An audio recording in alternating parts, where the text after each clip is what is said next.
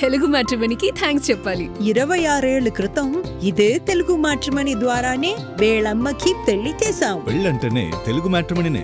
Siddaramaiah రాజీనామాను governor ఆమోదించారు. ఇవాళ రాహుల్ గాంధీని కలవనున్నారు సిద్ధరామయ్య. కర్ణాటక రాజకీయాల్లోనే కొనసాగుతున్న సిద్ధరామయ్య పాత్రపై హైకమాండ్ చర్చించే అవకాశం ఉంది. అయిందా వర్గానికి ప్రాతినిధ్యం వహిస్తున్న సిద్ధరామయ్యకు ప్రభుత్వానికి మార్గదర్శకలా ఉండే పాత్ర కేటాయించే అవకాశం ఉందని కాంగ్రెస్ వర్గాల్లో ప్రచారం జరుగుతోంది. కొత్త ప్రభుత్వ ఏర్పాట్లో తన అనుచర వర్గానికి ప్రాధాన్యత ఇవ్వాలని సిద్ధరామయ్య హైకమాండ్ కోరే అవకాశం కూడా ఉంది. సిద్ధరామయ్య రాజీనామాను గవర్నర్ ఆమోదించారు. ఇవాళ రాహుల్ గాంధీని కలవనున్నారు సిద్ధరామయ్య. ఆయన ఢిల్లీలోనే ఉన్నారు. కర్ణాటక రాజకీయాల్లోనే కొనసాగుతాను అన్న సిద్ధరామయ్య పాత్రపై హైకమాండ్ చర్చించే అవకాశం ఉంది. అహింద వర్గానికి ప్రాతినిధ్యం వహిస్తున్న సిద్ధరామయ్యకు ప్రభుత్వానికి మార్గదర్శిలా ఉండే పాత్ర కేటాయించే అవకాశం ఉందని కాంగ్రెస్ వర్గాల్లో ప్రచారం జరుగుతోంది. కొత్త ప్రభుత్వ ఏర్పాట్లో తన అనుచర వర్గానికి ప్రాధాన్యత ఇవ్వాలని సిద్ధరామయ్య హైకమాండ్ను కోరే అవకాశం కూడా ఉంది.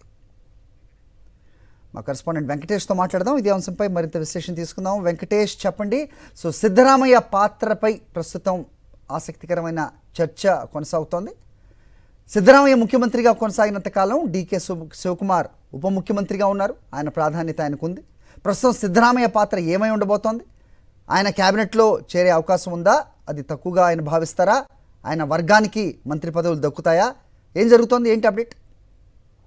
అధిష్టానం ఆదేశాల మేరకు తాను ముఖ్యమంత్రి పదవికి రాజీనామా చేస్తున్నట్టు నిన్న సిద్ధరామయ్య ప్రకటించారు. సో ఆ రాజీనామా కూడా గవర్నర్ ఆమోదించారు.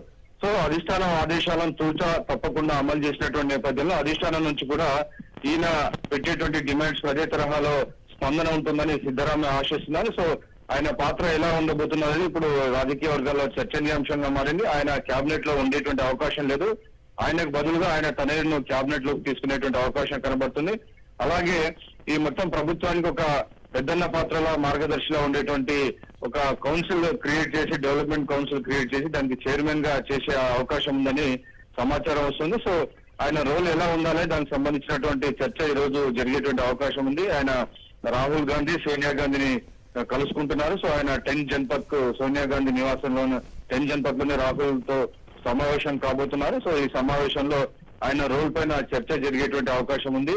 నిజానికి ఆయన జాతీయ రాజకీయాల్లోకి తీసుకురావాలని అధిష్టానం ఆలోచిస్తుంది. ఓబీసీ వర్గాలకు ప్రతినిధిగా, ఓబీసీ ఫేస్ గా నేషనల్ పాలిటిక్స్ లో ప్రొజెక్ట్ చేయాలని అధిష్టానం ఆలోచిస్తుంది. కానీ ఆయన జాతీయ రాజకీయాలపైన ఆసక్తి లేదని ఆయన బహిరంగంగా ప్రకటించారు. కర్ణాటకలోనే కొనసాగుతానని చెప్తున్నారు.